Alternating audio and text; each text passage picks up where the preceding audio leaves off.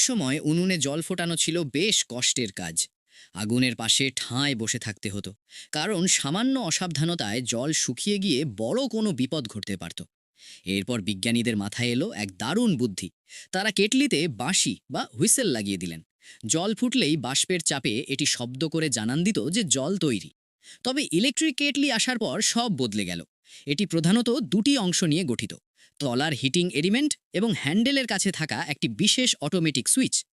এই সুইচের আসল কারসাজি লুকিয়ে আছে একটি ধাতব পাত বা বাইমেটালিক স্ট্রিপের মধ্যে, যা লোহা ও তামার সংকর দিয়ে তৈরি। তাপ পেলে এই দুই ধাতু আলাদা হারে প্রসারিত হয়, যার ফলে পাতটি নির্দিষ্ট তাপমাত্রায় বেঁকে যায়। জল ফুটতে শুরু করলে গরম বাষ্প হ্যান্ডেলের সরু পথ দিয়ে এই ধাতব পাতের কাছে পৌঁছায়। তাপমাত্রা 100 ডিগ্রি সেলসিয়াস ছাড়িয়ে গেলেই পাতটি দ্রুত বেঁকে গিয়ে বিদ্যুৎ সংযোগ বিচ্ছিন্ন করে দেয়। এভাবেই কেটলি অটোমেটিক বন্ধ হয়ে যায়।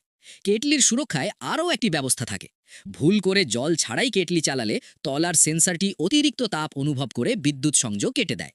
একেই বলে অ্যান্টি ড্রাই বার্নিং প্রোটেকশন। আর জল গরম করার কাজ করে তলায় থাকা এই কয়েলটি, যা বিদ্যুৎ শক্তিকে খুব দ্রুত তাপ শক্তিতে রূপান্তরিত করে জলকে ফুটিয়ে তোলে। সাধারণ কিছু যন্ত্রাংশ দিয়ে এমন বুদ্ধিদীপ্ত এবং নিরাপদ একটি আবিষ্কার সত্যি প্রশংসার দাবি রাখে।